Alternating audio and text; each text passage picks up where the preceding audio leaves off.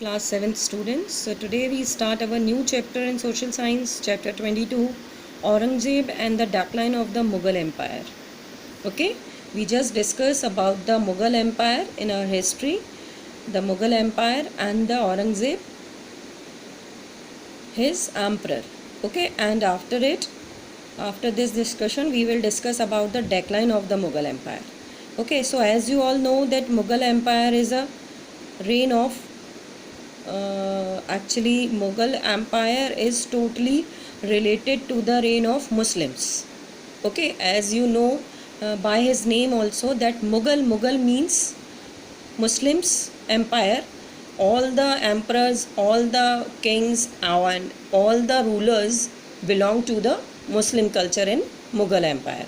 Okay, so in this lesson first we have to learn about the extent of Mughal Empire during the reign of Aurangzeb, then the main events during the reign of Aurangzeb and the causes of the decline of the Mughal Empire.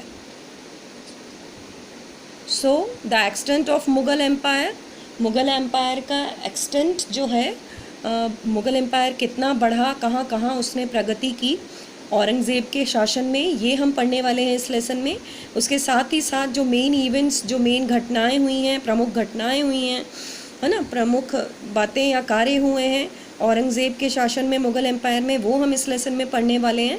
और उसके साथ ही साथ हम the causes of the decline of Mughal empire, that means वो कारण जिसकी वजह से मुग़ल एम्पायर का जो है मुग़ल शासन जो है वो समाप्त हुआ है, वो सारे कारण हम इस लेसन में पढ़ेंगे। Okay, so here we start that Aurangzeb was a strict follower of Islam. As I told you that Mughal emperor or the Mughal empire is totally related to the Muslims. Okay, so the Aurangzeb was a strict follower of Islam. Aurangzeb जो था वो बहुत ही strict follower था इस्लाम को, मुस्लिम धर्म को, कट्टर मुसलमान धर्म को मानने वाला व्यक्ति था. ही reimposed the Jizya tax on the Hindus and harassed them. जाजिया टैक्स लगाया था उसने हिंदूज़ के ऊपर और उन्हें परेशान किया था, उन्हें हरास किया था. Okay, his oppressive religious policy and suspicious nature led to some serious revolts.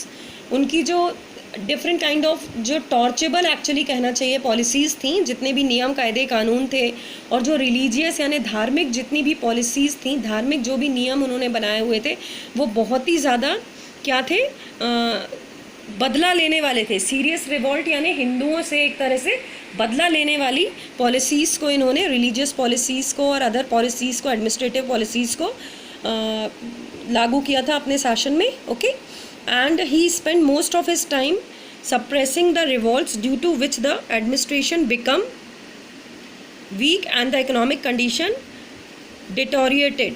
Okay, so क्या किया उन्होंने, अपना मोस्ट ऑफ द टाइम जो औरंगज़ेब ने स्पेंड किया वो इस तरह के रिवॉल्ट पॉलिसीज़ को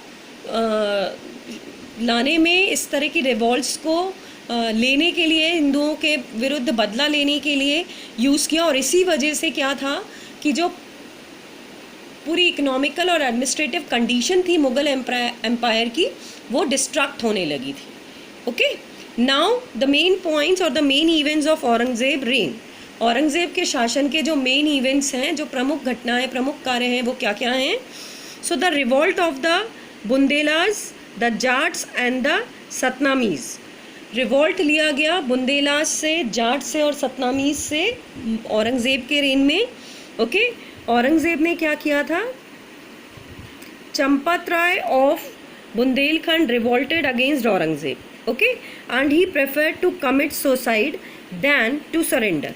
और क्या किया, जो बुंदेलखंड का शासक था चंपत राय, उसने औरंगज़ेब के विरोध में क्या किया, विरुद्ध औरंगज़ेब के अगेंस्ट खड़ा हुआ वो, उसने उनसे रिवॉल्ट लेने की, युद्ध करने की, संघर्ष करने की ठानी. और उसके बाद उन्होंने खुद को सरेंडर करने की बजाय सुसाइड करने को ज़्यादा बल दिया. His son Chhatrasal also revolted against Aurangzeb. उनके जो पुत्र थे वो छत्रसाल थे, उन्होंने भी औरंगज़ेब के अगेंस्ट रिवॉल्ट लिया एंड कैप्चर्ड धामोनी एंड कलिंजर. और इसके बाद जो छत्रसाल था उसने कैप्चर किया धमोनी और कलिंजर को. And Aurangzeb could not suppress him till the and. और औरंगज़ेब उन दोनों स्थानों को जीत नहीं पाया था आखिरी तक. Got it? So the revolt of the Bundelas, the Jats and Satnamis are the main event in the Aurangzeb reign in Mughal Empire. Okay, the Jats live near Agra and Mathura, also revolted against Aurangzeb, and the Satnamis was Narnaul and Mewar. They considered themselves the follower of truth, so they didn't surrender in front of Aurangzeb. Okay, so the revolt of Bundelas, Jats and Satnamis are the main event in the Aurangzeb reign. After it, सतनामीज़ का जो revolt था वो Sikh revolt भी उसे कहा जाता है. गुरु जो सिख को एक गुरु थे, हम आपको पहले भी पढ़ा चुके हैं, है ना. गुरु अर्जुन देव के अगेंस्ट भी मुगल्स का वजह से ही, जो गुरु अर्जुन देव थे सिखों के, उनको मुगल एम्परर ने पनिश किया था, उनको सज़ा दी थी, और इस वजह से सिख जो थे वो मुगलों से शुरू से ही काफ़ी नाराज़ थे. Now the second revolt about Mughal or the Aurangzeb reign is the revolt of Marathas. Okay, so the revolt of Marathas is simply known the revolt which is taken by the Marathas against Aurangzeb. Okay, so in the south the Marathas were challenging the Mughals. South में Marathas ने Mughals को challenge किया. The Maratha power was led by Shivaji. And at that time Maratha का जो power था, मराठा का जो नेतृत्व था, वो किनके हाथों में था? शिवाजी के हाथों में था. Aurangzeb try to crush the Maratha power but he did not succeed till the end. Aurangzeb ने क्या चाहा था कि वो मराठाओं की ताकत को क्रश कर दे, ख़त्म कर दे, नष्ट कर दे, परंतु वो आखिरी तक इसमें सक्सेस नहीं हुआ था. नेक्स्ट है इन्वेशन ऑफ नादिर शाह. नादिर शाह का क्या इन्वेशन था, वो भी एक प्रमुख घटना है औरंगजेब के शासनकाल की. That age he came to know about the weak situations of the Mughal empire, Mughal empire की वीक सिचुएशन को देखते हुए ईरान का जो रूलर था Nadir Shah attacked India in 1739 AD. उसने इंडिया पर 1739 AD में आक्रमण किया. He plundered the city of Delhi and ordered a general massacre. The famous peacock throne of Shah Jahan and the Kohinoor diamond were taken away to Iran by Nadir Shah. Nadir Shah ने attack किया, नादिर शाह जीता, और उसने क्या किया, जो famous peacock throne था वो, और उसके साथ ही साथ जो कोहिनूर लगा हुआ, डायमंड जो लगा हुआ था उस थ्रोन पे, उसको लेकर नादिर शाह ईरान अपने साथ चला गया. The vast and powerful Mughal empire which thrived on the ability of the emperors, mansabdars and nobles in the 18th century become weak and once again small kingdoms started coming into existence.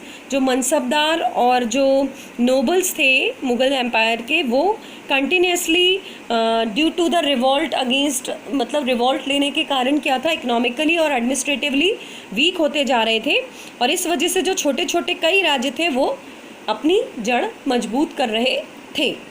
Okay, so these are the main events which are happen in the Aurangzeb reign in Mughal Empire. Now the next point in this lesson is causes of the decline of Mughal Empire. So students, the causes of the decline of Mughal Empire we will discuss in our next video. First you have to learn about the Aurangzeb, okay, the revolts which are taken by the Aurangzeb against Hindus and all, and the main events which are happen in the reign of Aurangzeb. Okay, first you have to learn it, first you have to read it carefully, and we discuss our next topic in our next video. Here you see the map which is indicate India at the time of Mughal conquest. Okay, so this is the map which is shown India at the time of Mughal conquest. As you see the green row in the map, the Kashmir, Lahore, Multan, okay, then this is Ahmedabad, Gujarat. All these green line or outer line is shows the authority of Mughals in our Indian country.